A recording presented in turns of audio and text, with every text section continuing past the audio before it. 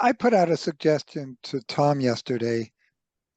It seems that in plasma exchange, getting the volume of plasma into the bloodstream is a limiting factor, and it's just water. Why can't we concentrate the plasma through vacuum evaporation and get all the good stuff while evaporating the water? Does Yeah, anybody know yeah. more about the technology? Is that feasible? Yeah, it's feasible, Josh. And as we communicated, they even freeze-dried plasma, during the wars. So the biggest thing is an alteration of an approved biologic. So you'd have to check, but you may encounter by doing that any manipulation could then classify this as a new product. So the first thing is circulatory overload applies to any IV, not just plasma, of course.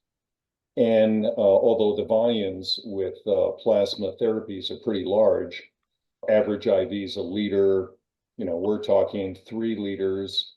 So we spread it out. You can do it by doing a liter a day for 3 days, or you can do the removal to make some space. You can remove some plasma or you can remove some blood. But the problem with altering the plasma itself is you may find yourself on the FDA's playing field investigationally, and they'd love to have you come over. So I think let our kidneys do the work, just slow down. There's one thing I'd like to get to because of this, esteemed audience, a lot of smart people here. So I'd really like to just get down to it and stealing a title from Al Gore. It's called The Inconvenient Truth.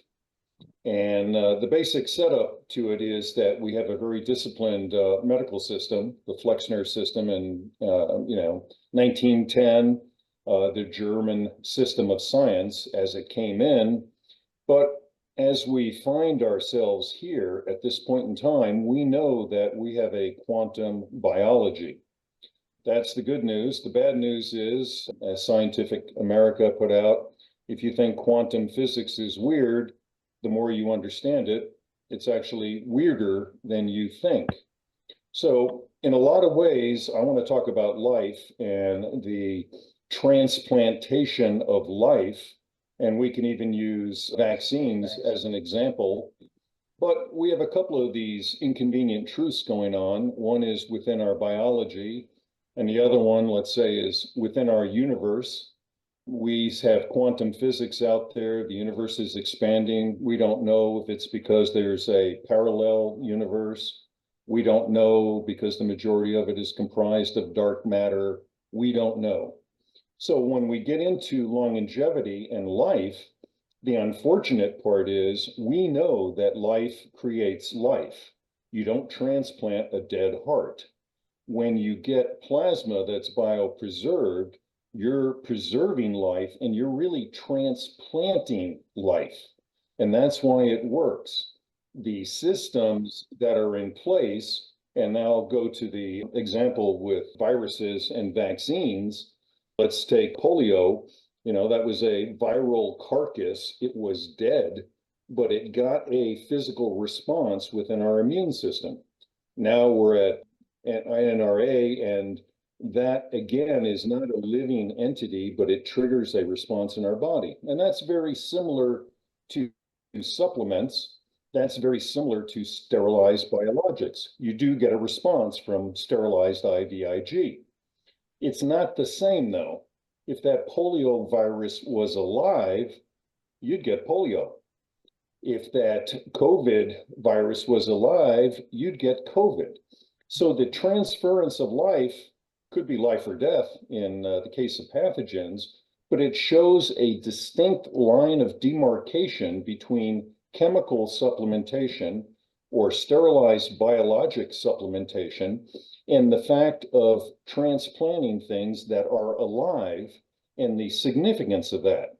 The trouble is, as we encounter the Germanic system of prove it, how does it work, why does it work, we're in the quantum realm and we really don't know. So we're in a observational realm, really. We've done 1,000 people with young plasma. So the real fact of the matter is we don't understand it. We don't know why it works exactly the way it does, electrons in multiple places at the same time, separated. If you read the 2022 Nobel Prize in Physics, separated by rather large distances. So it's mind-boggling. So we have a confrontation here, which is, let's say, the regulatory system set up to be Germanic and prove it and this and that. And then we have the common sense observational system, because we've been doing transplants since 1954, all these various organs, success rate. So, what goes on is the inconveniences of matching the donor to the recipient. In the case of plasma, matching the sex, matching the age group, because we know we're programmed to age. And when you put plasma in somebody, you get a response, you get hives. Your body goes, whoa, what's this? It's alive. Well, if you get chimera exosomes or you get a plasma exchange with saline and sterilized albumin, you don't have that reaction, because it's not quantum, it's not alive, it's not connecting with our body. So we can't get into the absolute, here's how it works, but the one absolutely obvious fact is the reason we collect plasma from healthy donors and then put out a sample for testing, but then immediately flash freeze it to minus 80 degrees centigrade, is to preserve its life. So you're doing a transplantation of life, not dead substances, as if you would get a albumin or IVIG through source plasma that sterilized it. It makes all the difference in the world, and that's why our bodies respond to it immediately. Protocol for plasma is you infuse it into someone slowly for the first 15 minutes, because your body responds immediately to it, and it triggers, etc. But that's to see if there's any adverse autoimmune response. But really what you're doing is you're putting something alive into your body. That living aspect of it is essential. So sterilized exosomes are not the same as biopreserved exosomes. Cytokines, proteins, peptides, whatever you want, GDF11 sterilized is not the same as that peptide alive, preserved in our body. What has happened is commercialization. IVIG alone is a $10 billion product. Huge business, and it's convenient, because if they don't ask you what your sex is, and they won't ask you your age, of course, it's dead, and they don't ask because it doesn't make any difference. We ask, and we think men should only get plasma from men, females from females, because it makes a huge difference, because we're transplanting a living substance. It's inconvenient because we really don't understand it, and it's hard to prove because we can't really prove it, but we know it's true, and we've known it's true for 70 years. And so I think we need to break out of this level of confusion where all peptides are the same, all exosomes are the same. Let's get into the magic molecule component tree, where in fact it is so far complex, not only in composition, like I say too often, GDF11, and hey, that's great news. Now you only got 4,999 peptides to go. And the configuration of all these cohorts, proteins, peptides, cytokines, hormone levels, changes so dramatically in our life. They can pull out your plasma and tell you how old you are to an accuracy of 3 years, because the composition is so altered as we age, it's identifiable. So all things are not the same. So you need to get those proteins optimized for fertility during our peak of life by Mother Nature. It's incredibly complex. But then we have a level, it's also alive and operating at a quantum level that is beyond our ability, other than observationally, to really get our head around it. One of the most beautiful things is Mom has formulated our plasma to peak us. After our period of fertility, we're kind of off on the long decline. better than a praying mantis getting its head eaten off, but we're on a big decline. So we have this moment in time, and we've seen that you can biohack, because my old plasma nobody wants. Nobody would ever want to receive plasma from me. But if you put a young plasma into you, you're transferring life. And that's, I think, the bedrock of what we've got to wrap our heads around. And that is why it is so important. And that is why everything else that's a supplement isn't even in the same universe. Tom, if I may, Yes. I agree with the primary thing that you're saying, which is quantum theory and living in the theory on a molecular level is way beyond us at this point. And I think we should be doing experiments and concentrate on what we know from what works. And I'd ask you about the question of whether getting plasma fresh from a donor just within hours of when it was donated versus chemical preservation versus cryogenic preservation. Have those three been compared so that we actually have experimental evidence and we don't have to rely on theory? Yeah, and we have a lot of battlefields to prove it.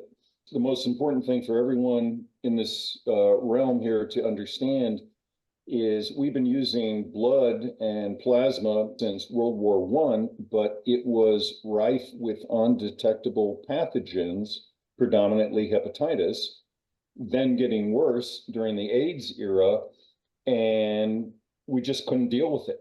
So it became a very scary subject. And then this whole pharmaceutical industry showed up by sterilizing the plasma because we knew it was. Wait a second.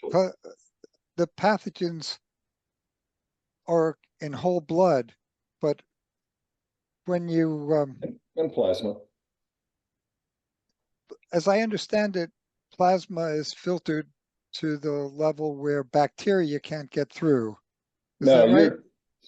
you're thinking exosomes. You're thinking a Exosomes process. are the size of viruses, much smaller than Yeah, but they're still bacteria. filtered out. Are there bacteria? Are there bacteria in plasma? Are there viruses? I would guess that there are viruses in plasma, but not bacteria. Is that Well, right? you could have both. The point is, in the year 2000, testing got so advanced, and there's always been an annual blood transfusion safety report. It's been since 1947. So we monitor this at huge volumes very carefully. Roughly about 3 million multiple units transfusions of plasma are performed every year. So we have millions and millions and millions of cases. But what happens is we test the donor to make sure they're healthy, and we don't alter the plasma at all. So if you're pathogen free, and I even test for latent infections, so you make sure they're absolutely clean and the testing is at that level, you can, and then you keep it intact and you freeze and preserve it. You don't take any other sterilization processes, because by doing so, you start denaturing it. So you capture it healthy, you test and verify. And again, it's safe because it's been safe for 25 years at massive volumes, 3 million transfusions a year. We know it. So it's the detecting of the pathogens changed the game in April of 2000, to be exact. The blood supply and plasma supply is incredibly safe. And then what happened, though, is by then the pharmacy industry, starting in 1950, had a 50-year hold on all these sterilized plasma products, which is 20% of the pharmaceutical industry. And they're not efficacious comparatively by a factor of 30. It's also 10 times more expensive, but it was salvation then. It's unnecessary now. So we need to go back to make sure your donor is healthy. And that's the thing, Josh, I teased a little bit. You can go arm to arm, but you're not testing that plasma going into you. So you better have that donor, your arm to arm, as we call it, a warm transfer. You better make sure they're healthy, because there's nothing between you and them. So the process we go through is we make sure it's healthy. and then we biopreserve it, but at minus 80 degrees. And then you thaw it just before you use it, you capture it, because we also know those nematodes in Siberia, those roundworms, were revived alive after 46,000 years, and they've now reproduced 100 generations. But next to them is some dead woolly mammoth, and you can dig it out and you can warm it up. You're not going to revive it. You have to clone it. That's the difference between life and death. And so we biopreserve it just like those roundworms, but we make sure it's healthy. So I'm a huge advocate of arm to arm, even warm. Just make sure that donor didn't go down to Tijuana and didn't tell you. Do you have the What's that? capability of doing controlled study, comparing results with frozen plasma versus arm-to-arm plasma? No, and I don't think anybody will care really. I care, and I would want to fund such a study. Well, I mean, you can. I think it personally, it's a waste of time because on a practical basis, arm to arm is not practical because the risk of unknowingly introducing a pathogen, even a latent infection you're not even aware yourself you have, is too great. And you don't damage anything, as we saw with those nematodes, by capturing it, flash freezing it at minus 80 and keeping it there. The risk you're running trying to go warm versus the safety of going biopreserved is not a worthy comparison. It's not worth the risk. Maybe Greg has something to say. He knows much more than anybody else here about what happens to tissues when they're frozen. Sure. Hi, everybody. So what's been said about freezing nematodes is correct, and have survived it for long periods of time, and so on and so forth. There's much more that we could talk about. The biggest concern that I would have here is that I'm an organ banker, and I'm interested in organ transplants, not just plasma transplants. And in the old days of organ banking, nobody knew how to preserve the organs outside the body for any length of time. So the logical way of doing it was to perfuse the organs with plasma or something like plasma. And that seemed like a good idea. Obviously, organs like plasma, so it seems like a good preservation solution. But as we've just heard, it's not practical to just take plasma out, perfuse an organ with it. So you have to put it in the freezer. And when they put it in the freezer, they realized that when they thawed it out, it had all kinds of lumps of crud in it. And so they had to transplant the organ. They had to flush it with something. So they filtered out the clumps and used that, and that worked. And that product is called cryoprecipitated plasma. So if you freeze plasma, you denature the lipoprotein complexes in the plasma, and that's going to create emboli. And you definitely do not want to infuse that into any human being because that's going to be damaging for them. So I'm not quite sure what the process is here, but perhaps you're filtering out the lipoproteins before you're freezing the plasma. But if not, that's something you have to do. And it sounds to me like you're not doing that, and that you're against doing that. And you don't like to filter the plasma or whatever, but you have to. You really have to. So tell me about your experiences there, because it differs from at least what happens. Maybe the difference is that in those old studies, they froze the plasma in a ordinary freezer at minus 20, which is a slow freeze process, and you're freezing the plasma very rapidly, so maybe you don't denature the lipoproteins as much that way. But in any case, that is a cautionary tale for you to be aware of. Well, I'm pretty aware of it because I'm a member of the AABB, fully accredited, 1,300 members, Red Cross, we're all associated. It's formed in 1947. We've been freezing plasma since 1947. The legal standard is minus 18 degrees centigrade. And so after the hundreds of millions of units of plasma that have been safely transferred, we have no clotting, we have no lumping, we have none of this. So I'm not sure what the example is, but one of the things, which is that kind of application of common sense, is if you've been doing something for 70 years at a massive volume, and I'm only giving you United States statistics because we also know every country in the world has a blood bank and they're equally huge. and they're equally doing all the same processing, that what you're concerned about doesn't exist. It just doesn't. And so to take interventions to prevent something that doesn't exist is an unnecessary cost and probably at a detriment. We do know plasma degrades. It degrades very quickly. In fact, within 8 hours, you could lose 24% of your proteins. If you do filtration or methylene blue or UV light, you can lose up to 58% of your proteins. So the best thing is get it healthy, test it, make sure it's safe, and freeze it as absolutely fast as you can, and then thaw it when you need to use it. And there's no other steps that you need to do. And we've known this for 70 years at massive, massive, massive billions of cases. So this clumping these things, it's just not real. It's just not there.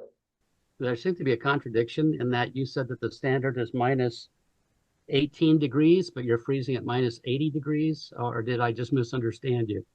No, you're right. And Siberian permafrost with those nematodes is minus 5 degrees. So I'm in the common sense school that, hey, colder the better. It's really extreme because I took it to the point of the coldest freezer you could get, but it's also the point of where the plastic bag that you put the plasma in becomes so brittle, you've got to handle it very carefully, otherwise it'll shatter. So that's how cold we take it. I don't know if it makes a big difference, 40 degrees, minus 40, minus 80, minus 18. I just went as far as I could. If you donate sperm, they put it in liquid nitrogen. Hey, that's pretty cold, baby. You know, in vitro eggs, all these things. So we have so much experience with this. And then when we get into talking about longevity, and then, you know, again, all exosomes are the same, all peptides are the same, all these things are the same. No, they're not. And the big dividing line is it alive or is it dead? And that's a huge line, huge line. And I think we should study the use, which is what we're doing to the extent I'm a blood bank. I can't perform research, but Dr. Ginsburg, other people have been doing quite a bit with this and putting out those results. But it's a new realm with an inconvenient truth. Life is the most important thing. So if you're trying to rejuvenate yourself, use a living substance, because if you supplement or use a sterilized substance, you're not connecting. Albert? My first question, I might come back for another one later. I'm interested in the arm-to-arm protocol. I'm wondering by what process in the arm-to-arm the red blood cells are removed, and if it's a gas-tight procedure in terms of whether or not there might be any change in gas levels inside the plasma, whether or not you're introducing any influence on the oxygen, carbon monoxide, carbon dioxide, et cetera, in the blood. Straight from a healthy donor. So I think, and I caution you again, you know, you got proportionality. You got millions of transfers of plasma and it's safe, it's incredible. The results from the young plasma are what you would expect them to be. Your body just jolts and it's a real intervention. And so, you know, some of these concerns, I mean, simply you just thaw it out and run it in with an IV. And that's how they do it.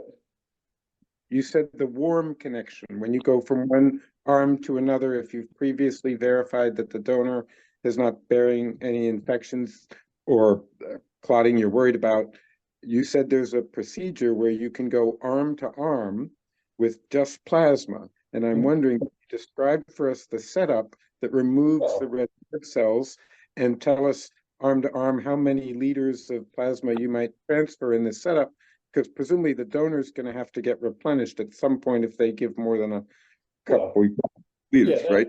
That's a very good point, because the real fact is the most you can donate with you have to have an apheresis device, and the most you can donate is with a Nexus is 1 liter. But since 1992, the standard was the maximum was 850 mLs of plasma. So the Fresenius, the Terumo machines and everything else are still operating at that 850 ml.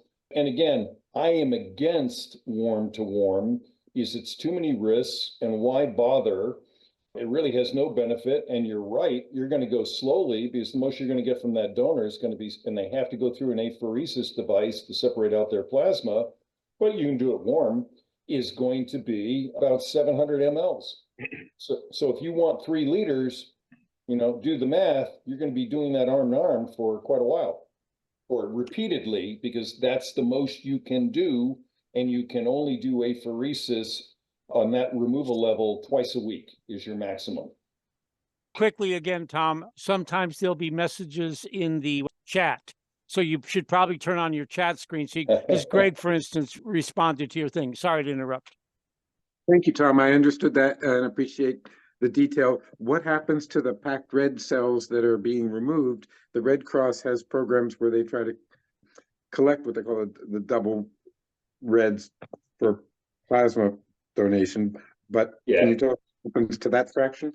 What people don't realize is the Red Cross, red being appropriate, is all about red. They want platelets. They want cells. They don't want plasma because they're just doing volume replacement and wound healing. So they want their platelets. Plasma has the fibrogen, but they really go for red. The AABB goes for red. So blood banks only collect 10% of the plasma in the United States. 90% of it is collected by pharmaceutical companies. The PPTA, so it's Takata, Grifols, CSL, Behringer, BPL. Most of them are foreign countries. They do the plasma collection. So this whole, you want to go arm to arm, you're going to have to do it with an apheresis machine. You're going to have to do it a lot. And I don't know, sometimes people don't even know they're ill. We occasionally find syphilis. We occasionally find HLA antibodies in females, and then you have cycles such as the Zika virus or West Nile virus and things like that. So somebody could have been bit by a mosquito and don't know yet because it's a latent infection that they're not feeling that well. It's like the guy that just ran the, 200 meters in the Olympics with COVID. And you then are going arm to arm with that person. And I don't want to get into it. And I'm, regulatorily can't even get into that. Even if you wanted it, I can't do that. I'm just say collection through traditional methods. I do a little more testing, a few little advances here and there, but the fundamentals is the same old in our world. So I don't know, this warm to warm is another fringe idea that I would encourage you to forget about. Yes. Hi, Tom. I'm Zach Vacaris. I'll put video on early in the morning. So I've got a couple of questions for you. The first one is, you're right. Not all exosomes are created equal. I work in the fertility area where I use exosomes, PPP exosomes, and MSC sub 20 micron stem cells for ovarian rejuvenation. So I know a little bit about what you're talking about.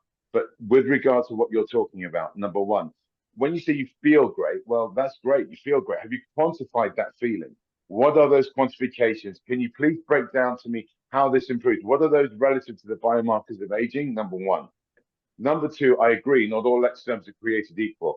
The plasma you take is PPP plasma, correct? Platelet poor plasma. Is what kind of plasma? Platelet poor plasma. No, no platelets, no cells whatsoever. Platelet poor plasma, PPP, not platelet rich plasma, no platelets. No platelets. No cells, no platelets, nothing. Pure plasma. Right. Yeah, no cells. And have you done any quantification of what's in the plasma, even at the top level, top 10 proteins, or And do you have any approximation of the volume differentials between someone who's under the age of, say, 10 or between 10 to 25, 25 to 65, 65 plus? Do you have any quantifications of the proportional volumes of different types of proteins? Oh yeah. Right. Stanford has done that up to 100,000 people in their proteomics study that was originally 7,500 people when they put it out in December of 2019. They continued it. They're up to 100,000 people, and they have this thing mapped. I mean, it's unbelievable. So let me get to your other question, which is testing, because it's been unbelievably frustrating because you do your classic blood labs and this is this and this is this, and everybody has an opinion. Then here comes epigenetic testing, and I'm like, oh my God, this is it. We need this. And then you find out it's very inappropriate for this. And depending on what time of day you take your epigenetic test, right then you could have a 5-year variance in your pace of aging. So we spent 2 years running down that rat hole trying to find a measure. Now we've thrown it out. We're looking everywhere, but these blood tests, tell your age or this or that, are highly flawed. The only one that works is the very test that Stanford developed for their proteomic study, which is called undulating waves of the plasma proteome, which is how incredible it changes, detectable at 3-year intervals as we age. But the trouble is, that's a plasma test. So the first thing you have to do is separate your plasma from your blood. So it's not the epigenetic, get a blood drop on a blotter. But then the other problem that we're talking about happens immediately, which is plasma degrades quickly at temperature. So not only do you have to separate out your plasma, you've got to freeze that test sample and get it to the lab completely frozen. Otherwise, the test will fall apart because of the degradation of the proteins and everything. So we know that plasma proteomics test would be perfect because, hey, I'm 72. If I get 3 liters of young plasma, then I'm 50-50, old and young. Wow, what does my proteomic profile look like now? Am I 50-50? Where am I? Am I 37 now? Where am I? And we can't, on a practical basis, access that test.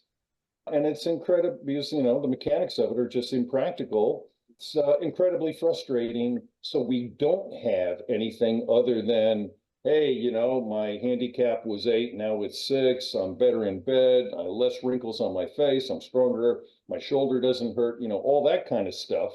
Unfortunately. Okay, so I just want to say, sorry to interrupt you on that. It's just, we run tests on women for a very rejuvenation. Without getting into, it's not about me here, it's about you. Without getting into details, we can take this offline on how you test. We think we found some ways of doing that and also bypassing issues of advertising with the FDA, but neither here nor there. The issue is that with regard to when you say you feel better, I mean, yeah, so what, you're better in bed? Who says you're better in bed? Everybody. Right? So, yeah, exactly. So what I'm saying is, your eyesight gets better. So it's all these. Right, so that's a measurable thing you can do. You don't need to have that in real time. So you can do a before and after. So what we do is we baseline the patients at 90 days prior to the procedure. We do something called fertility fitness. And then we baseline them just before the prepping for the run, as it were. And then we do it after the test for 9 months following. So if your plasma lasts, I don't know how long it lasts for, but you must have some tests 4 months or 4 weeks or 4 hours. The life of plasma. 4 minutes. The benefits Stanford documented with Parkinson's extended out 2 years. We've seen diabetics incredibly respond, and their A1C and blood glucose have normalized immediately and then stayed there without further intervention for 4 years and counting. So some things get fixed. So we've seen it, but here's what's the trouble, the hitch and the giddy up is I can't do research. Nobody is funding any of this because all the money's on the pharmaceutical side and you can't own plasma. Now I collect in Texas, so I tell people again, they got their head up their butt because it's like oil. It's a supply problem. There is no supply of plasma. Source plasma, Grifols and them can't collect enough. Blood banks can't collect enough blood. And so, people worry about if they're going to if they support research proving that plasma is beneficial, then, well, how are they going to control that market? Because they're not doing it. It's approved, so you don't need to do it investigationally, pay the FDA, and they reward you with a patent. You can't get a patent on natural plasma. So what happens is all this testing and everything else, there is no money. So we have to have the patient pay, because I'm just a blood bank, but the doctors, the co-investigators, the patient has to buy the plasma. and then they have to pay for their testing. And so, yeah, you can have some of these people, maybe they'll spend up for a lot of testing. We were chasing them just to do the epigenetic testing, which was like $750. What's the damage on the plasma? How much does the plasma cost? It costs a liter, $5,000 a liter is what it costs. So you're 5, 10, 15,000, then the cost to administer it. And believe me, when I get plasma from a donor and I get 700 mLs, I spend $250 testing it. $5,000, that's ridiculous. It's not a big money business, but that is, now if you get that same treatment, so let's say you're 20 grand, if you get an IVIG treatment from Grifols, they'll charge you 200,000, and it won't be alive and it won't work. So getting reimbursement is critical for this. And right now, the only one step, and because I worked on it with Medicare since 2021, to get it reimbursed at the same rate of convalescent plasma, which is $750 per unit, 200 ml unit. We charge $1,000 per 200 ml unit. So if they reimbursed it, you know, and there was volume, that would be the price. And right now, the only thing holding it up is the FDA. Excuse me, $5,000 for $200 sample. Why is it so much higher? Why is it costing so much more for $5,000 for, if it takes $200, you could. It's $1,000 for 200 mLs. So if you then want a liter, that's $5,000. The treatment protocol originally with Stanford, starting in 2016, was 2 liters. Now we've upped it to 3 liters. Part of it was to compete with TPE and just show like no contest, no competition, but also important for us. I've taken a lot of plasma, more than probably anybody. So when I get 1 liter, I can see it benefits me, but I don't feel it. You're really putting in about 25%. If you go 2 liters, you feel it. It's 40%. If you go 3 liters, you really feel it at 50%. And that's the highest anyone has ever gone as far as proportionality, because the young plasma is much stronger than your old plasma. So even at 40%, it overwhelms your old plasma and you start feeling it. But you also feel this immediately that night. We have doctors say, you know, somebody comes in, you know, on a Wednesday, get their first treatment. When they leave on Friday, they have a skip in their step, and all the libido, the eyesight, first time wet macular degeneration has ever been cured. First time Parkinson's patients in 205 years have improved. We had David Hasse, astonishingly, have a Alzheimer's patient recover 1/3 of her memory in 2 weeks, and he documented. That's anecdotal, though. It's only 1 person. So I mean, we reverse menopause in women with 1 person. That's anecdotal. I'm not criticizing Tom. I'll take it offline because this is too much. I'm taking up too much time. I've got a lot of things I could give back to you, so I'll turn it off again. But also, just want to clarify the 5,000. Wait, the $5,000 is delivered. In other words, if I come in, I pay $5,000 to get 1 liter. That includes everybody's work and so on. Well, we charge 18 grand to do MSC exosomes real time live with a platelet-poor plasma exosomes in the full surgery suite. So how can it just be 3 bags be 5 grand? I'm just saying with home test blood test. 5 bags will be $5,000. Okay, so rather than we have home test blood test kits that the patients have for 9 months afterwards. Just do all of blood tests plus certain markers. So that's why I'm saying I'll take it offline because I'm taking too much time. Sorry. No, I'd love to have the conversation. What you're doing with exosomes that's a dead substance. So you really have to. It's not dead. We use live ones and we flash freeze it. So I know what you're talking about. Okay. So we don't do sterilization, man. But by the way, thing. you can do a line of Coke and have pep in your step and have slightly better vision temporarily. I'm just saying it's got to be quantified. And I'll take this offline because I'm taking up too much time. I got to jump in. 2 points, please. One, it costs one hell of a lot of money to run an AABB accredited, FDA approved, and all these other regulations. Blood bank, it's technically a blood bank. And then you got recruitment, you got all these things. So the other thing is, the folks here seem to want to experiment. Okay, I'll be a test subject. Send me to Texas. I'll take the treatments. Give me the whatever biomarkers and objective measures that you want. And me and I got a list of other people who would also go. So let's do it. Thank you, Johnny. And I know Tom is down on the epigenetic tests, but I think it does no harm to do the epigenetic tests while he's doing the proteomic tests as well. It's worse, proteomic Josh, than and quantum function. physics. The epigenetic results, and the more they add data, when it was New Zealand Dunedin, it was at one level, but it's almost like AI hallucination. When they added the Harvard database, it got worse. It didn't get better because the AI got more confused in trying to make associations where those associations don't exist. So we found it was worse than invalid. It was misleading and confusing. This is a subject I've written a lot about, so we should have a discussion about which I'm going to jump in epigenetic again. tests are worthwhile. All and that's how we know. wonderful. Yeah, I'm sorry, but function is the thing. Cognitive tests, there are various kinds.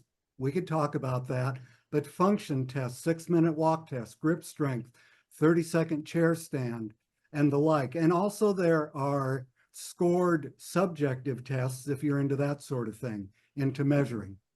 We have something called, we've developed something called the Freudenspannner test, which has 8 categories to it: cognitive, hormonal, genetic, physicality, melancholy, self-belief, and stress. And they basically cover all of the areas. It's like a sort of multifunction. So you basically can break it down with different tests. Some are psychological, CB cognitive tests.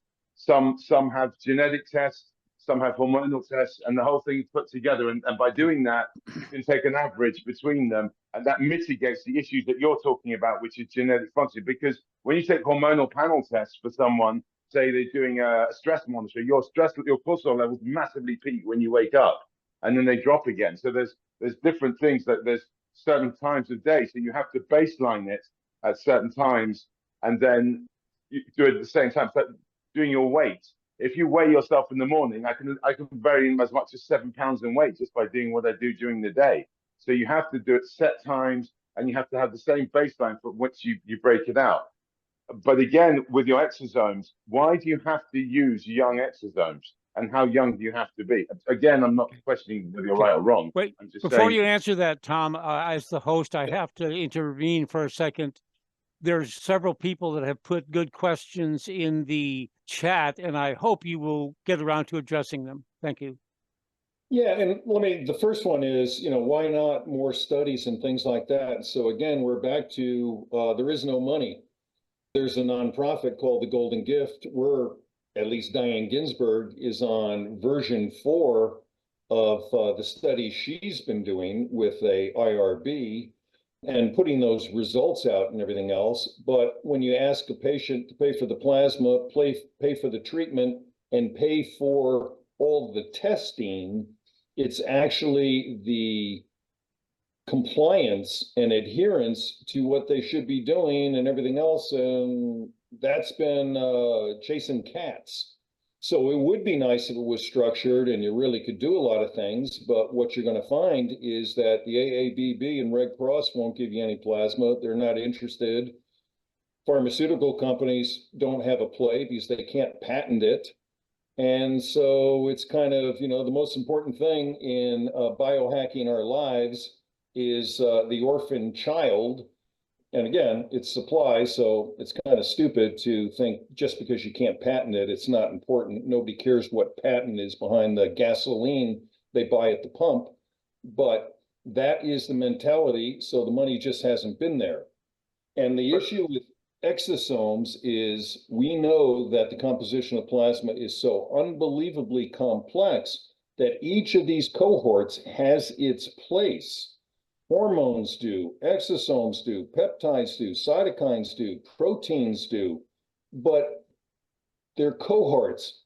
To take them out individually and put a placental, attempting to get a pluripotent signal exosome into somebody that's sterile, but you're not bringing in that profile because, placentas are to develop fetuses. We're adults. If you don't have that configuration of proteins and plasmas, 10,500 proteins, it's a lot. So when you were talking, Walter, about Dobry Kiprov doing a little tweaking of his formula of his saline, adding in albumin, of course, which they do for balancing osmotic levels in the blood, he throws in a couple more sterilized proteins like immunoglobulins and things, and that's his secret formula. It's pretentious of us to try to reverse engineer Mother Nature, who during a period of 8 years peaks us biologically. It's incredibly complex. And here we are, fighting a multidisciplined war by taking sniper shots. It's not the way it works. Do the opposite. And then what I tell people is, once you get the plasma and you really trigger your system, you can then test yourself and tweak yourself a little bit. But we've seen the flip side happen, which is people come in and they're, these longevity people, and they're all into this stuff, and they don't tell anyone, oh, I'm taking HGH. Oh, I'm taking testosterone. Oh, I'm taking massive doses of vitamin D. Oh, I'm doing this and everything else. And then they get the plasma and they're like, whoa, I'm overdosing on some of this because the plasma is so powerful. And it's that potent package. So get off the supplements, get the plasma, then you can tweak and supplement yourself. But doing the opposite is like buying a car at the parts department rather than walking out on the showroom floor and then seeing if you want to add some other options. So we got to reverse our thinking on much of this.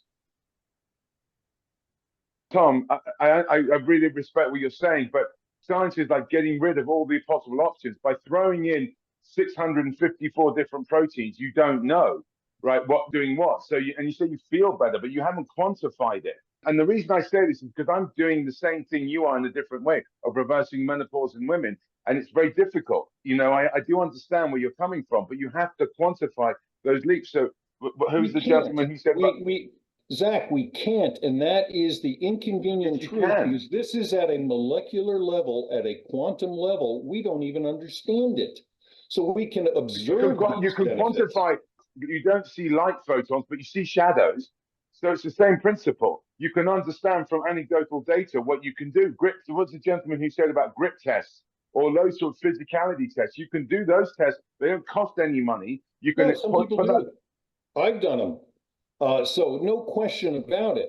So what happens is it's not uniform. Different co-investigators hold to different standards, everything else. It would be nice to have a real brilliant coordinated study, but somebody's going to have to pay for it.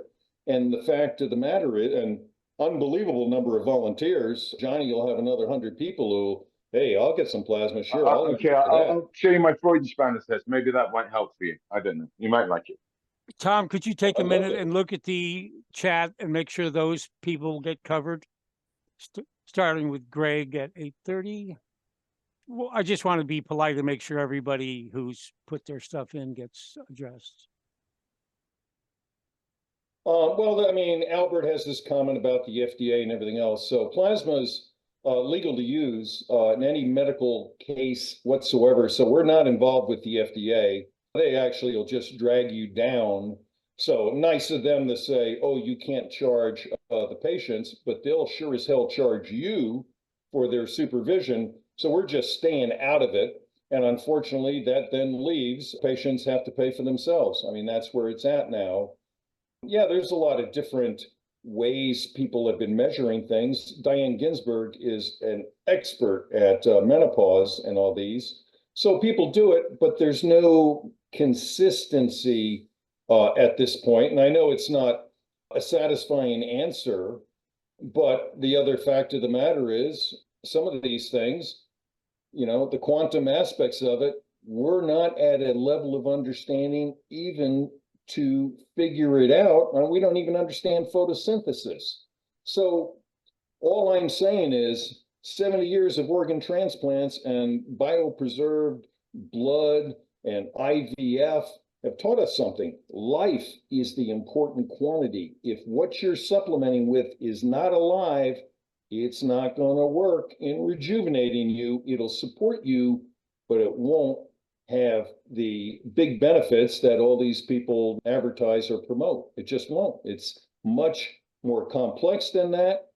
But at a certain level, it's a hell of a lot simpler. because we do know how to do organ transplants. We do know how to do plasma collections and all these things. And Johnny's right, it's very complex, but at a level, hey, we got it dialed, and here you are. And this plasma is expensive, but you can't put it out less expensively. And so we're not a pharmacy making this big money, but reimbursement is critical. And right now we have the FDA skating on, I only collect from adults, 18 and older. They're trying to say, oh, young plasma, whatever that means, I'm 72, everyone's young to me, is some new biologic and we need to investigate it. They're just out there trolling for money because 75% of their operating budget comes from investigational studies. It's to be avoided, but we do need to know more. But the top level of our understanding, be it from the nematodes to heart transplants to all the blood and plasma we do, biopreserve, we really do understand a lot more than we give ourselves credit for. And that Flexner mentality of the Germanic, I won't believe it until it's proven, doesn't work with quantum physics, whether you're looking at the universe rate of expansion or you're looking at why life only begets life, and dead, you don't want to put a dead heart into you on a transplant. You better make sure it's alive. That's significant, but that's all quantum, and we don't really understand it. We can observe it, but we don't really what's going on here. Right now, it's beyond us. That's encouraging, right? But make it simple. Simplify it. We're lucky to have this. And what I keep talking about is the entire world has this capacity. You could be on an island in the Philippines and have young donors and old people, and you can put them together, warm or not, but again, probably not warm. But you could do it everywhere in the world. Here it is. And we know frequent donations of plasma are detoxifying for us. So it's good for the kids to donate plasma a lot before that inflammatory disease cycle takes them over and starts giving them diabetes and all these other things. So stay clean donating plasma. And then, oh, by the way, we have an audience of old people who are going to take that up. And then I always tell the Red Cross and Source Plasma and the AABB, hey, don't worry about it. Young people are 20% of our blood supply, so you can collect from 26-year-olds and older 80% of the blood supply and still do the same old stuff you've been doing for the last 70 years. But take that 20% and use that, but encourage the kids, because here's another one for you. 90% of the plasma is collected by pharmaceutical companies, and the FDA allows them to pay the donor. Blood banks are prohibited from paying donors. Wow, that's a little bit of a tilted battlefield. I figured out legally how to get it done, and I've been audited multiple times by the FDA, and I've got it done, so I do reward our donors. But it's like a tricky minefield, and yet here it is. We have the infrastructure. Even an EMT can be licensed to administer plasma. So, I mean, we have the infrastructure, we have the ability to use it, handle it, thaw it, everything. And the only thing that's missing to get this thing kicked off is getting reimbursement of young plasma as a specific category of donor classifications. And we're rolling, but everybody in the world can do this, and nobody is.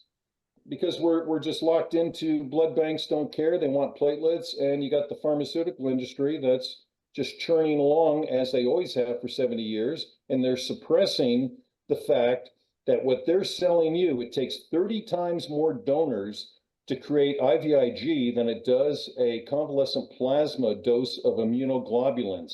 30 times more donors, and it comes to you at 10 times the cost, because they have to send it to Switzerland and let it swim in ethanol for 9 months. So what is really going on behind the scenes, very few people are aware of. But the good news for us is the supply has been safe for 25 years. So we ought to accelerate our rate of thinking and appreciation for what we already have in front of us, that the infrastructure is already in place. You can't even say that for electric vehicles because you can't charge them. Wow, young plasma, we've been collecting 20% of our supply from young donors since 1942. We already have it in place. It's just the mindset is missing. Tom, going back to Greg's question, are you effectively saying that exosomes are alive? That's a variation on his question. Absolutely not. What is alive in the plasma then? No, exosomes are dead if you're taking Chimera, I mean, all these other ones. If it's not from biopreserved plasma, those exosomes are dead. As you know, and let's say Chimera gets a placental tissue, they pulverize it to a dry powder. That's pretty dead. They then reconstitute it with saline. They then sterile filter it to get those small particles, because they are very small, and to make sure they haven't introduced any pathogens. It is dead as a doornail. And I think the whole placental approach is also incorrect. We're adults. We need to be biohacked by an adult. We just need to find one at their peak. And then you get those exosomes, but they're alive. But again, that's a signal. You need everything else to respond to that signal. So what happens is it's the magic molecule myopia that you're at the parts department. I need a carburetor. I think I need a fuel pump. Well, I better have a gas tank. No, you just go out and buy the car that Mother Nature built. And at 18 to 25, it's a race car, baby. And it's that simple. And then preserve it. That's what it's all about. Diane Ginsburg, as a young plasma study site, and she puts out a lot of information there. And I would say what has been pretty astonishing, because plasma is systemic. It goes to every cell. We treat Parkinson's patient. The plasma doesn't know they have Parkinson's. It just goes to every cell in their body. You hear about eyesight getting improved, strength, balance, hair, less wrinkles, libido, better sleep. You lose weight because plasma takes nutrients to your cells, but it also pulls out waste. So you get part of that young person's stomach biome. So it starts resetting us, and it's very simple, very immediate. You feel it immediately, and then the bigger changes you start noticing in a week to 2 weeks. Plasma components have about a 4-month shelf life. But again, Stanford saw Parkinson's patients benefit for 2 years. We've seen diabetics benefit for 4 years and counting. We've had people with shoulder injuries go away and they haven't come back. It's kind of interesting, but you are who you are. So two last things and then I'll shut up. I was born with a bicuspid heart valve, and the plasma is not going to fix it because that's me. So I went into heart failure and all that stuff and had to get an artificial valve. Even though I was getting plasma, it brought my heart strength back, but it didn't fix it.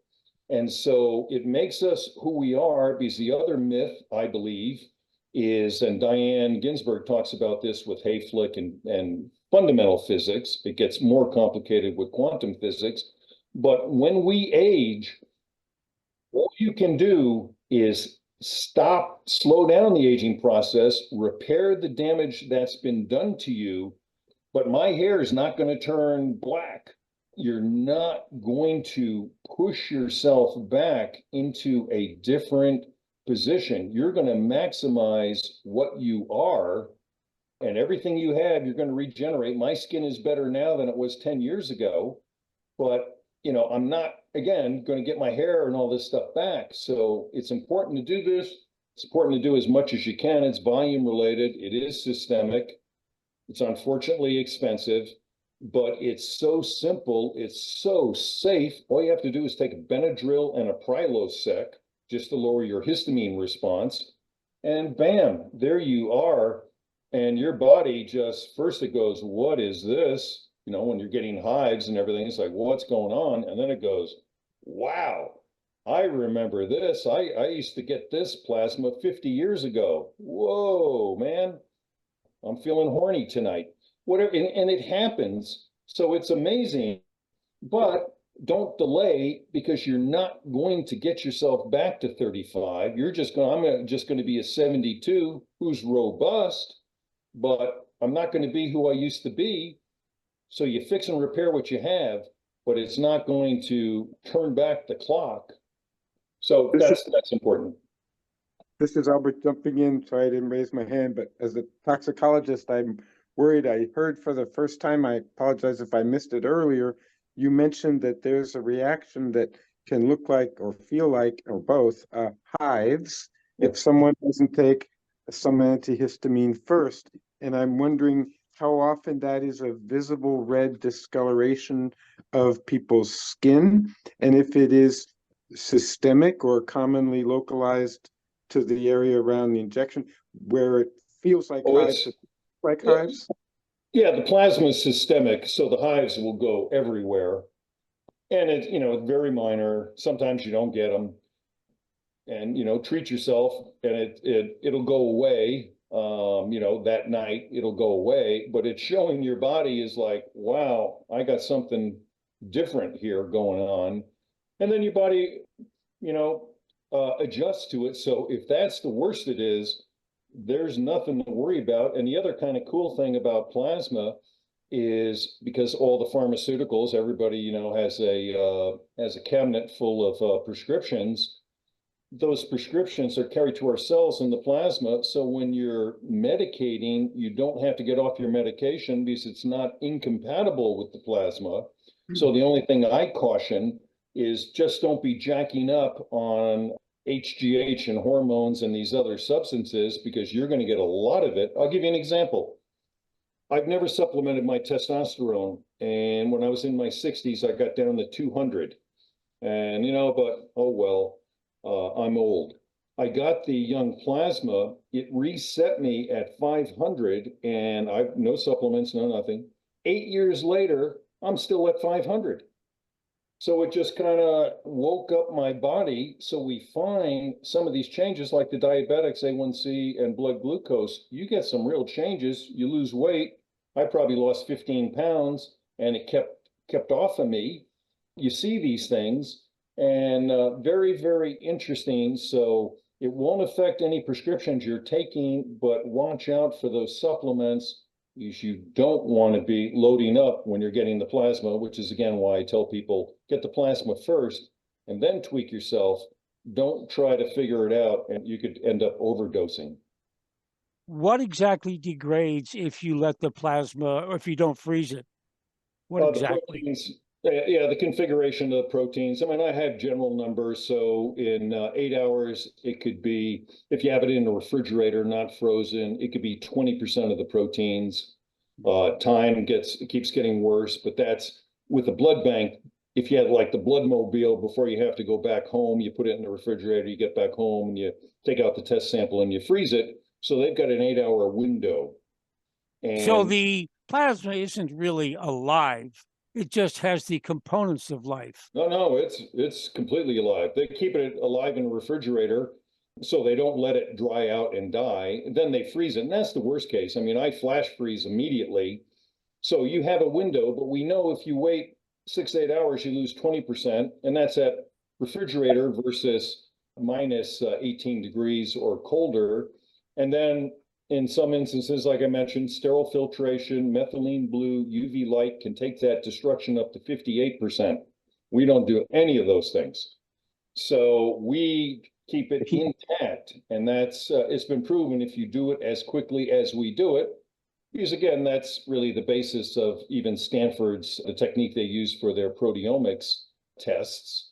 We know if you do it quickly and everything else, you've got no perceptible degradation. How quickly do you reheat it at the other end? And at what temperature are you trying to deliver it when you Yeah, reinfuse?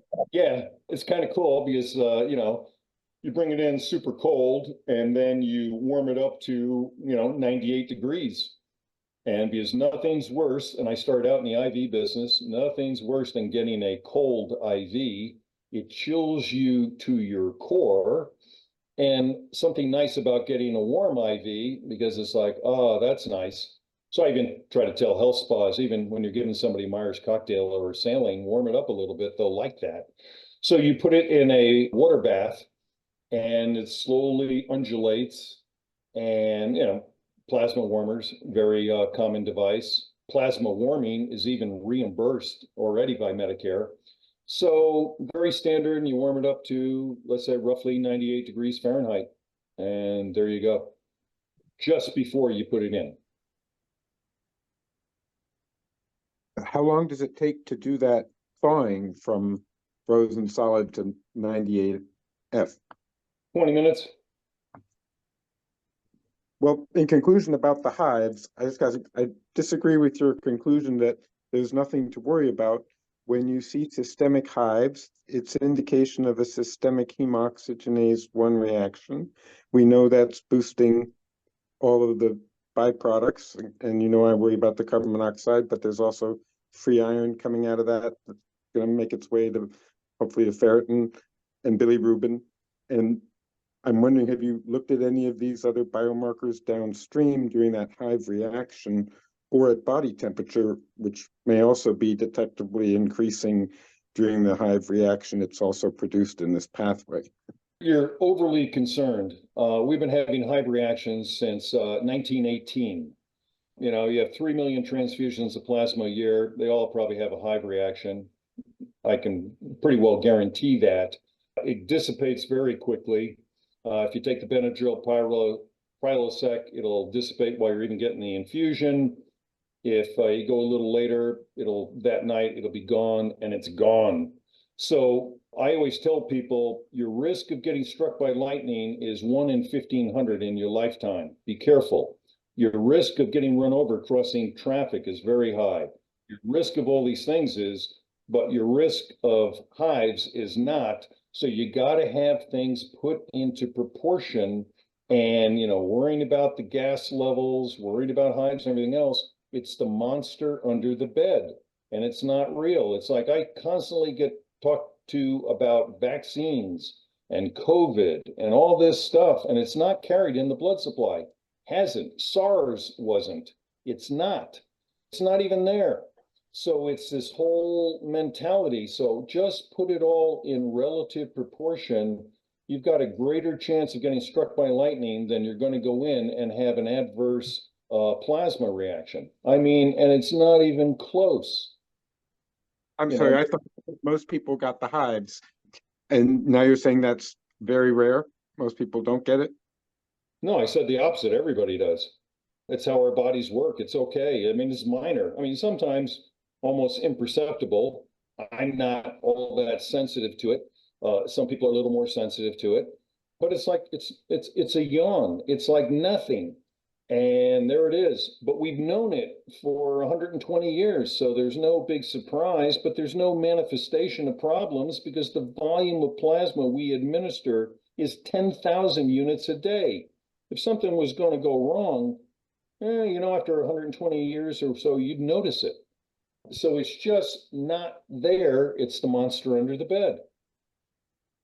I wasn't suggesting anything was going wrong, Tom. I'm just trying to understand what's actually happening and what might be the cause behind the hives, given what we know about what happens when people get transfusions and how their body commonly reacts and what we can measure downstream. And I was leaving with that question again. Have you? No, I'm not being disparaging, but it's also like I'm the only blood bank in the world that identifies male and female, even though the FDA has a published policy that sex is a major determiner of safety and efficacy. I'm the only one in the world doing that. We know males should only get plasma from males. Female only should get plasma from females. So unfortunately, the state of the industry is still 1947. But, you know, doing the same old also gives you one hell of a safety record. So we know where we stand with this. So some of these issues are just not concerns. I mean, they're just not. We'd ask you to quantify the difference between getting plasma from the opposite sex versus getting plasma from the same sex. And I know you don't have that data, but in the future, maybe we'll have it. No, we do have data, because the thing that vexes me the most is the last report, safety report, 2021, 3 million transfusions, multiple units of plasma, 1 fatality from TRALI. And TRALI is traumatic acute lung injury, and it happens when a man receives plasma from an HLA positive female. It can kill you. Unbelievably rare, Maybe it won't kill you, it's probably not doing you any good, and it probably even a woman getting plasma from an HLA positive female is not good. HLA develops if you have a fetus that's incompatible with the mother, so an antibody can develop. I'm the only blood bank that tests for that. But the example is, if males only got plasma from males, they wouldn't have that fatality because that is a sex-driven fatality. Well, there's one answer. The other one is, of course, the obvious. We all know we're really different. Women are way more complex than men. And we have hormones, each of us, but they're dramatically different. There's 50 hormones. So you start, and they found at Stanford, the proteomic, the plasma levels, proteins, the cytokines, the peptides are differently configured between men and women. They're different. So yeah, they're boosting a woman, mom, Mother Nature, 18 to 25 to be peak of fertility, but her profile is different than Mr. Studley, who's going to be on the other side of that fertility cycle. We're different. It's so obvious, but in one instance, the worst case, unbelievably rare. It's so rare, Trolley, that the FDA doesn't even make people test for HLA. And I do. And it's the most expensive individual test we perform because I think it's important. No one should get exposed to it. They don't even see that as a risk. But the male-female thing, well, a male just died, so I guess there's a difference. But the real practical matter is females are way more complex. They need their profile. They shouldn't be dosing up on testosterone and everything else. They have their own ratios. And it's so simple. And it's disrespectful to women to give them male plasma. And males, you know, hey, my testosterone got balanced up, baby, and I've only gotten plasma from males, and thank you very much for helping me. So it's so simple, but it's another absurdity. And oh, by the way, Chimera and all these people don't ask you for your sex. And, you know, that's not necessarily a good example because it's placental tissues. But you get IVIG or something from Grifols, they're not asking you what your sex is. They're not telling you what the age that product is. I mean, because it doesn't matter because it's biologically dead. You won't get hives, but you won't get much else either. You'll get a chemical reaction, not a quantum biological response to life. Tom, Stephen here has asked about autoimmune conditions. What has been your experience with autoimmune conditions in this therapy? Surprisingly powerful.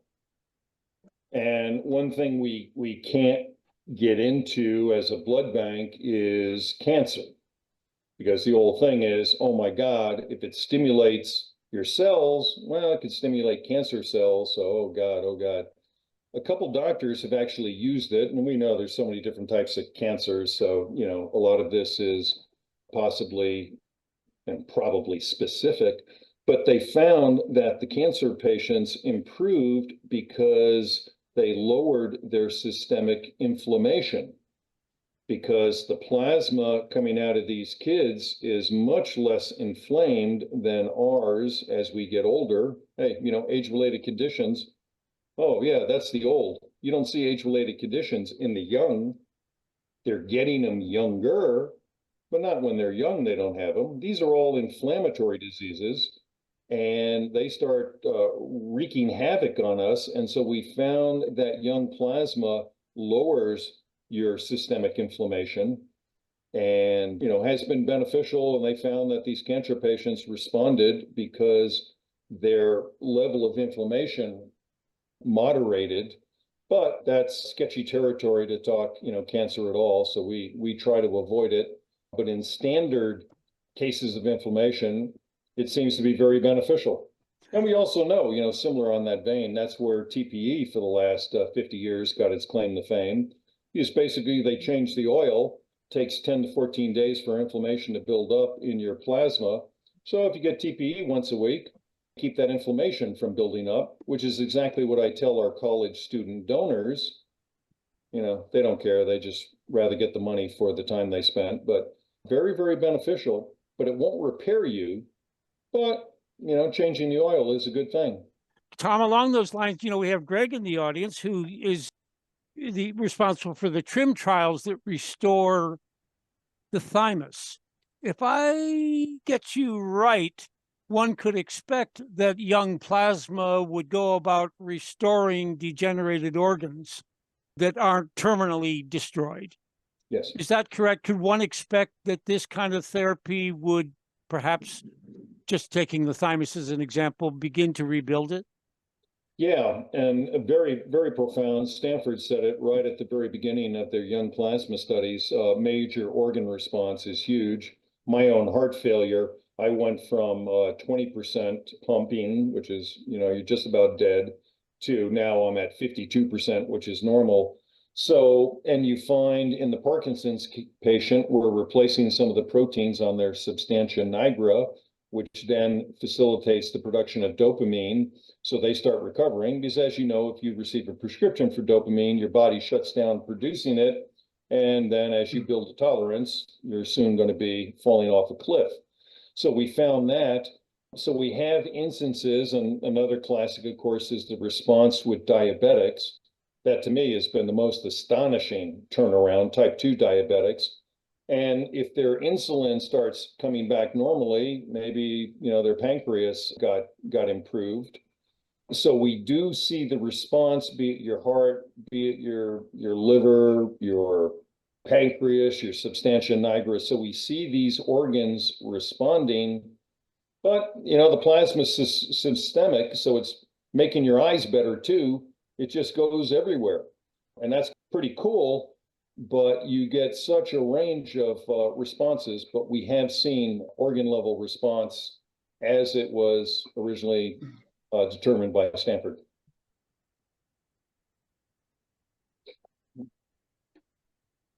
It's pretty cool, simple, just capture a little life out of a young person and put it in you, and your cells respond. Looks like Johnny has something to say.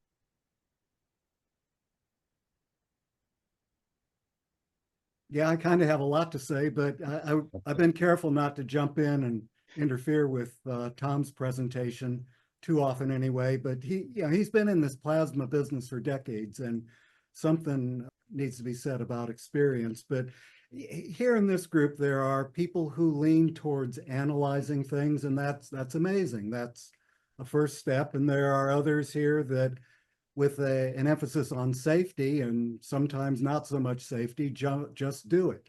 And there are a few of us here that are both. So I'm satisfied that this plasma is safe.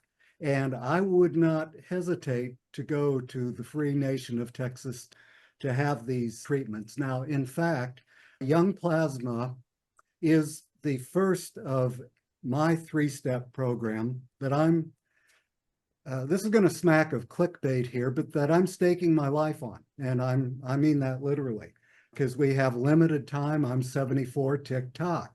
So let's do an experiment. Let's raise the money and send me to the free nation of Texas. And however number of people you have, I have a number of others who will go. And I'll do whatever biomarkers you want. And oh, by the way, I'll be talking about this on Saturday, and I apologize if this sounds like I'm interfering with Tom's thing, but if anything, I believe it supports it. And I'm going to put the announcement in the chat. Everyone here is welcome. Tom, hoping you can come. I'd love it. I'd love to see, some money to get in there. Diane, who has been doing this since 2018, starting with the Parkinson's and MS, which the first one was a placebo-controlled study, doing everything right. And then she had a Stanford neurology PhD do the statistics on it. All these years, and now she's on version 4. She's never been paid a penny. She has never asked for a penny. She herself doesn't even administer the treatment, so she's standing back, observing and putting out the data without prejudice as she receives it from the co-investigators. So there's no money cycle. No one's playing the game. She is super smart, but straighter than straight. So there's no, gaming the playing field. She's remarkable. but she has no money and she just, does the best she can. So everything we've done, we put together since 2018, all this, the epigenetic for a couple of years studying that and all everything. So all the support you can provide, it's a good thing. And even myself, I don't own plasma. Johnny's considering doing it in Florida and, whatever people can do. I'd love to see it transfer around the world, but here's one more boogeyman that's out there. Just give you a little blood business history. The United States is the only country in the world, other than Hungary, that allows for the frequent collection of plasma. It's legal to collect plasma up to 104 times a year. I kind of laugh at, and I tease him, although he doesn't like it, Dobry Kiprov, like, you're the grand poobah of plasma exchanges, but us little plasma collection centers do it 150,000 times a day. So we know a little bit about it. What happens, though, is 70% of the world's supply of plasma comes from the United States because we can collect it frequently, because the rest of the world categorizes plasma as blood, and you can only collect blood because of the cells once every 2 months, 6 times a year. So 6 times a year in Germany, France, Japan, China, wherever you are, 6 times a year. Costa Rica, United States, 104 times a year. That is why the pharmaceutical industry from around the world is in the United States, because they can collect the plasma here. You can't collect it in Canada, can't collect it in Mexico. So one of the things that's pretty interesting is, again, 70% of the plasma in the world comes from the United States.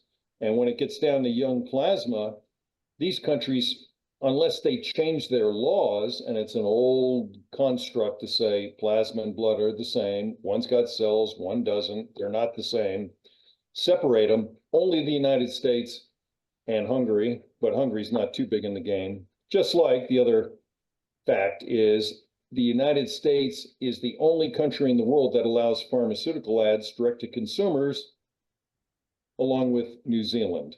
Nowhere else in the world does this go on. So we've got ourselves a great opportunity in plasma, because we can actually collect it in volumes that people need. People should get 3 liters. If that's too much money, get 2 liters. Don't get 1 liter or less just because you yourself won't notice it, and that's not motivational. You notice it, you get motivated. But kind of interesting, all around the world, this is the only place on a practical basis, because Hungary's not that interested in this, where you can collect plasma at all. Tom, I've got the question for you as well with that, about the cost of it. Because you're charging $15,000 for like the amount that you need to do, that makes sense. Well, say it's 12 grand, right? And then you don't know how long it lasts. You haven't got quantifications of how long it lasts. You haven't got quantifications. Well, we have ideas. It's not that we don't. No, I'm explaining. I'm not criticizing. I'm just giving you some heads up of how we would look at it, right? And then you're not also quantifying how long it lasts and what the effects are. So in other words, you got a zing in your step. Have you got, do you have, like, I don't know, the thing is then you're asking someone for $12,000 blind. And so for them, it's why would I spend 12,000? Whereas if you can give them quantifications or something from that, then it's much more likely that.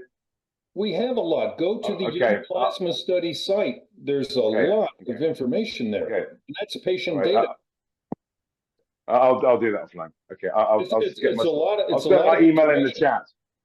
Yeah, but a ton of that information is out there. It's just, it's systemic. So it's like, wow, it does Parkinson's, it does your eyesight, it does your penis. Because it's treating you systemically. I understand. I'll take this offline. Yeah. I'll send you my email privately. Thank you very much, Tom. Thank you, Walter. Thank you. Tom, I asked in the chat about which countries, but I also want to ask if your clinic, when you plasma, do you give the donors back their red blood cells? Do they have a choice? Is it required in any countries?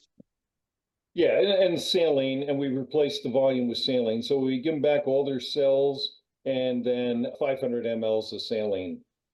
And then that reconstitutes the, let's say, 700, 750 mLs we pulled out of them. So they can come back and donate in 48 hours. I have every donor do a protein test before they can donate, and that's not standard protocol. But you can even see a woman when she's menstruating, you just say, hey, come back in a week or so. We don't want you to donate now. So we do a little of that adjustment. I won't take a donor more frequently than once a week, and only if they pass the health exam and the protein exam. But some of that stuff's not standard practice because, again, plasma is used as volume replacement and clotting since World War II. So that's mostly how it's used. We are using it, or the doctors involved here, for facials, the vampire facelift. It works incredibly well. Joint injections orthopedically, way better than PRP, hyaluronic acid, stem cells, any of these things. Much more effective in joints. Some doctors are doing P and O shots, obviously targeted. I haven't had the personal courage, but some people are like all ecstatic about that. It's interesting, it's systemic, so you put it in your arm, it's going to get everywhere, again, volume related. But if you want to speed it up on some things, it'll do your face, but the molecules are too big to absorb through your skin. So you microneedle your face, you rub it in, takes you 5 minutes, and man, does your face respond. Joint injections, if you have that shoulder or whatever really bothering you, they target it. The IV will get there, but you may just want to give it a dose. They pull it out of the infusion bag, so there's no extra plasma you buy. They just go through a couple complementary routes of administration, and really powerful stuff.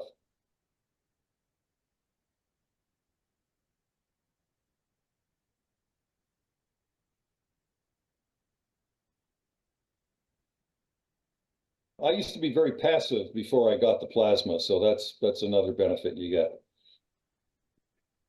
Tom, I gotta ask if you got that micro needling on your face, because at Yes. least on the phone, it looks like your face is redder than everybody else's today who's on camera. That's probably true, but it may be, where I am, but that's my Irish affliction, I guess. I'm pink, red, white, but rarely tan.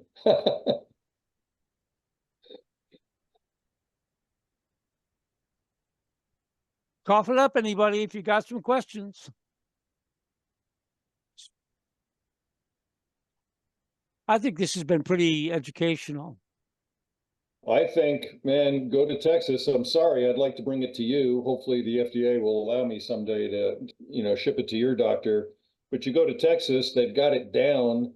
You can be there 2 days and get 3 liters, get the facial, get the joint injections, whatever else. What is it that's in the the facial again? young component? plasma? You just Okay. microneedle to create, access, because the molecules are too big to absorb. And then you just rub it in through the little microneedles you made. Yeah.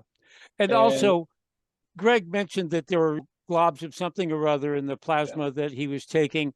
You have no idea. I don't know if Greg is still actually there. You have any idea what that might be? Because by coincidence, I'm working with another outfit, and they've had problems where taking plasma from pigs, they get like fat globules in it. It's probably because of the way they feed the pig. Well, it's kind of interesting. You do see some things. We never see globules or anything. Okay. Believe me, I've seen a lot of plasma. What you do notice, though, interesting, if a female is on contraceptives and you're a plasma guy, you can see a little green tint to the plasma. It's not conveyed. It's like I tell people, unfortunately, we give everybody health exams, so you're not going to have a student coming in stoned. But if we did let it happen and you got his plasma, unfortunately, you're not going to get stoned. You're not going to get birth control from the donor. So, in proportionate levels, once it's in our body, so diluted down. But we're very careful with our donors. We don't see anything, so you can see a little bit of a green tint. The other one is if somebody has a massive problem of fat in their system, the plasma can take a whitish tint. If we see that, we don't take the plasma. The green tint's okay. So you see a little bit here and there, But you don't see any clumps, lumps, or anything like that. That would be, of course, it goes in through an IV through a very, very small needle. That'd be a non-starter from day one, and that just doesn't happen. Well, now that you mention it, I remember somebody telling me in the past that if you have a big bowl of ice cream or something, your plasma will be cloudy. I don't know if that's true, but I think relative, it's a very extreme fat system. You don't see it, so most people don't, have that kind of effect. 78% of the kids at Texas State are on a meal plan. It's okay. It's reasonable. And kids they're fatter than they ever were, but not crazy. We health examine everybody, so it's pretty good. But we don't see anything unusual in the plasma. And again, we do massive volumes, all of us collected. So some of these concerns are not concerns. And I'm saying not just because it's my opinion, because we have tens of millions of real life experiences with it. I'm so glad you mentioned the bore of the needle. What's the difference in size between the donor's return needle and the person getting the recipient's needle? I assume the plasma needle's a lot smaller. Yeah, it can be very, very small, 21 gauge. Some plasma removal devices require 17 gauge, little hurtful there. We try to bring it down to 18 gauge. You can administer the IV because they're pulling cells and everything. So when you just shoot the plasma, there's no cells. So you can go with a 21 gauge needle and do that. If you do apheresis, a removal, plasma removal first, then you're going to be at 18 or 17 gauge. So the plasma itself is very easy to administer and really flows just like D5W or normal saline, really. Does the donor get some albumin back along with the plasma and the red blood cells? No, because albumin is a plasma protein. It's the most predominant protein in plasma, and it's taken on kind of a fictional status. Albumin is used to balance the osmotic levels in our plasma. And you find that if you remove 1 liter and replace it with saline, you don't need to return back albumin because you're really only doing a 1/3 change, so you're not disrupting the osmotic balance. If you do TPE and you do 2-3 liters exchange and you replace it with saline, then they must add in albumin because that saline will then throw your circulatory system out of whack, out of balance. So that has now taken on a life of its own, where some people claim the albumin is like a sponge after it gets sterilized in 9 months of ethanol, and so it goes out and cleans you up a little better. I think that's BS. I've never seen any proof of that. So albumin stays within the donor because all the plasma proteins are retained.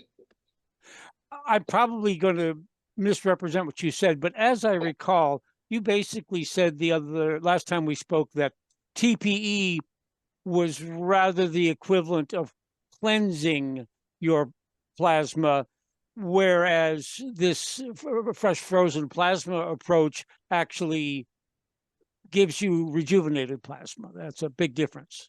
Well, it's change the oil and versus repair the engine. So plasma can repair you. Saline with albumin is just diluting you. It's called the dilution solution. And so all you're doing is diluting your inflammation, your systemic inflammation, and it's beneficial. But hey, there's a guy here in San Diego, I tell everybody, he's gone through TPE 1,000 times.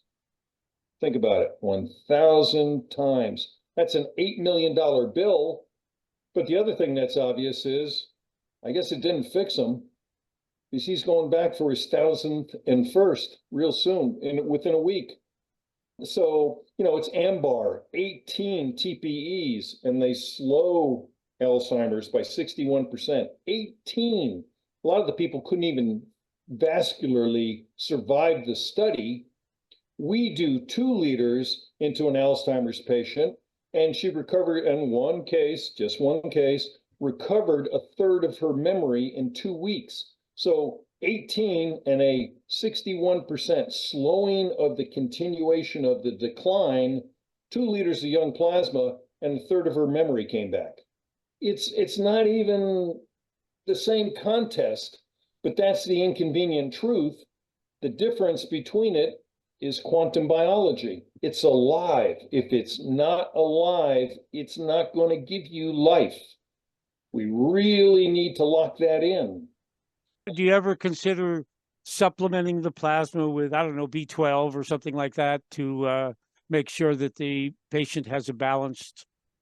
No, well, we know the donor is balanced, but see, what happens is I can't touch it because the second you touch it, you make it a different biologic. So the doctor, I started Caremark, which is IV compounding business, it started out as, and so the doctor can tweak it a little bit. But again, I keep telling people, get the plasma. Don't worry about your vitamin D. Don't worry about these things because it's in the plasma. So get that, and then 4 months later, take a look, and if you need some vitamin D, get it then, but don't put it in the bag because it's like more is better is not the case. The plasma is complete. Mom made that mix. Don't screw with it. Get it, change yourself, and then tweak yourself. But all this companion, well, if this is good, I'll add some ozone.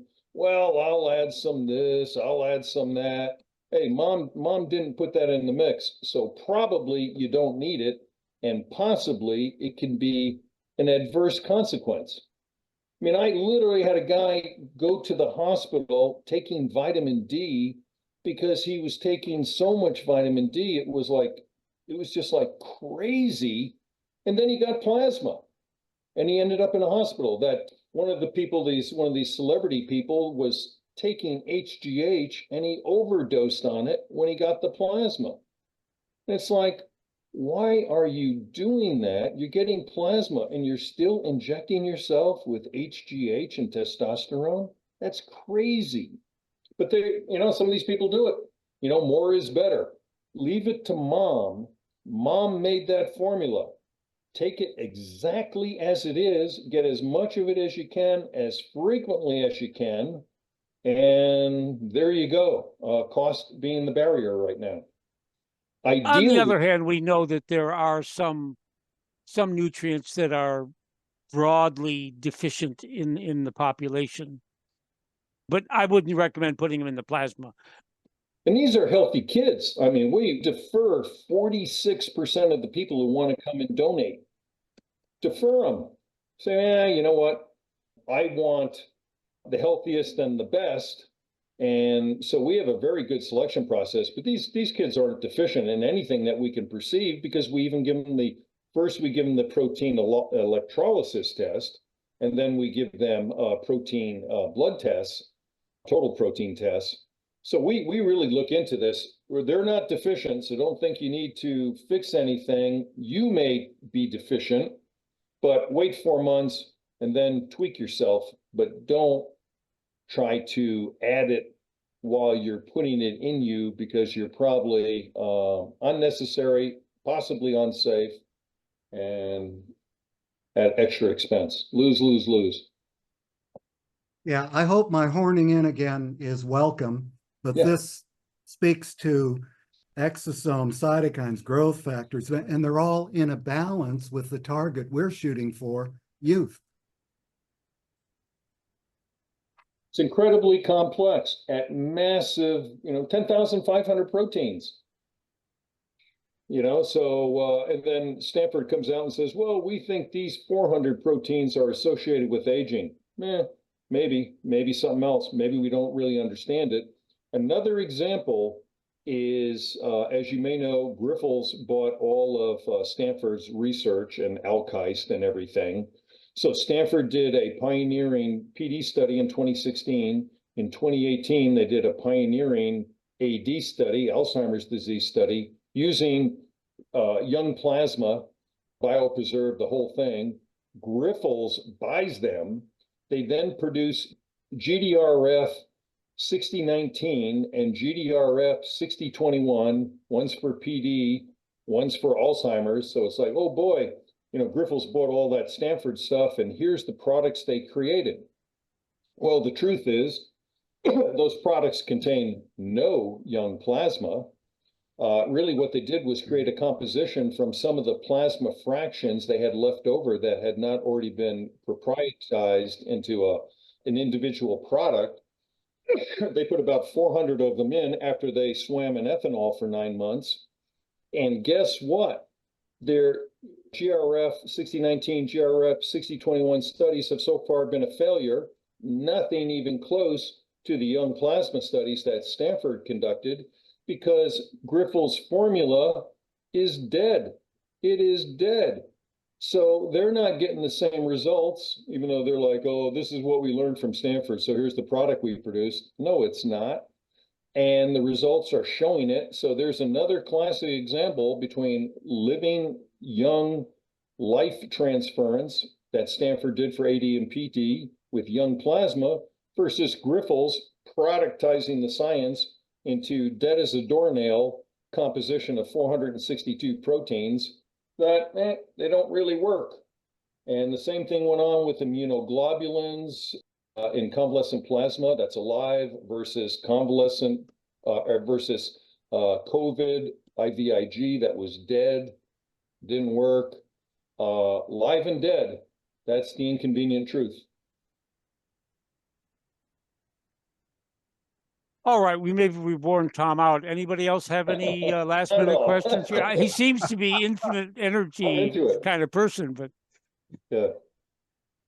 Well, I appreciate this group because you're all interested. You all have backgrounds and everything else. But here we are, quantum biology. We don't understand it. You're not going to be able to prove it at this point, to the level that we'd all like, but we can observe it. And the bigger the study is to observe this, we're all for it. But keep in mind organ transplants, keep in mind IVF, keep in mind where we know life is life. Yep. Preserve plasma, preserve blood, and do not compare it to dead stuff. It's not the same. Oh, by the way, something I forgot to mention at the front end is both Johnny and I are leaders within the American Longevity Alliance, and we're kind of doing this under that aegis, and we'll be posting it with that kind of a heading. It's really benign, but I just want to give credit where credit is due. The ability for us to biohack ourselves and be the best version of ourselves is available now, safe, easy, it's simple, takes a couple hours. Hey, you could benefit for 4 years, just from that one treatment.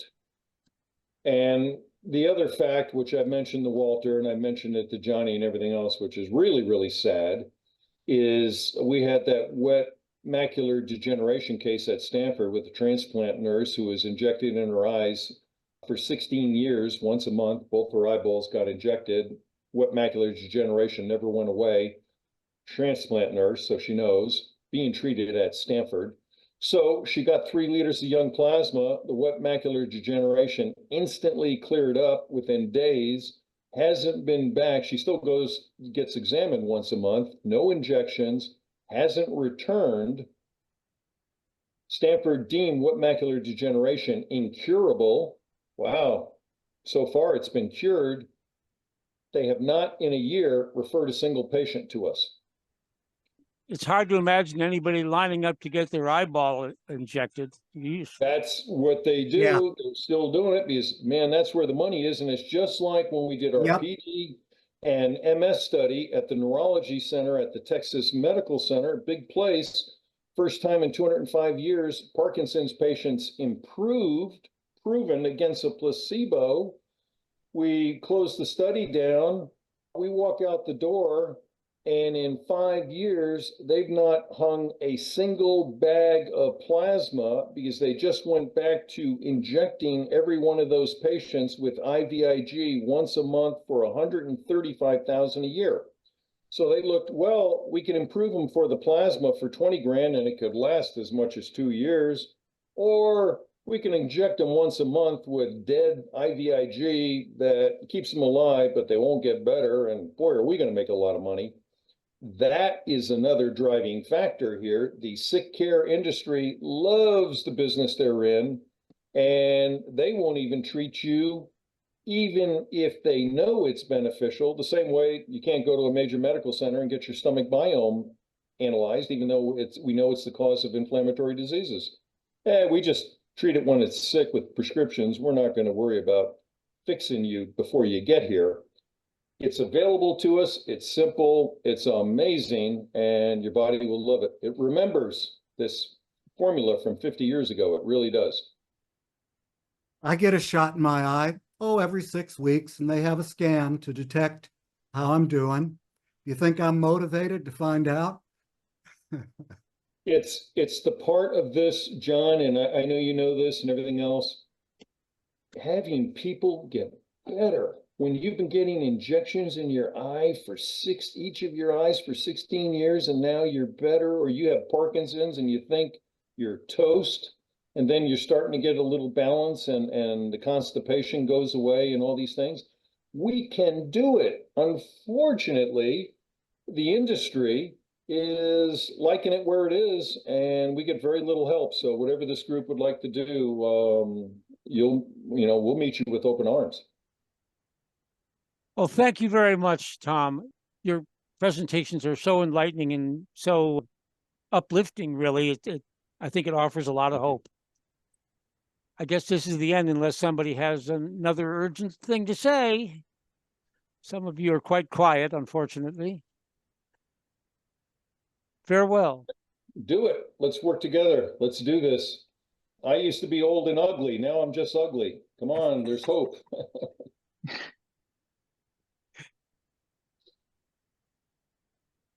All right, all.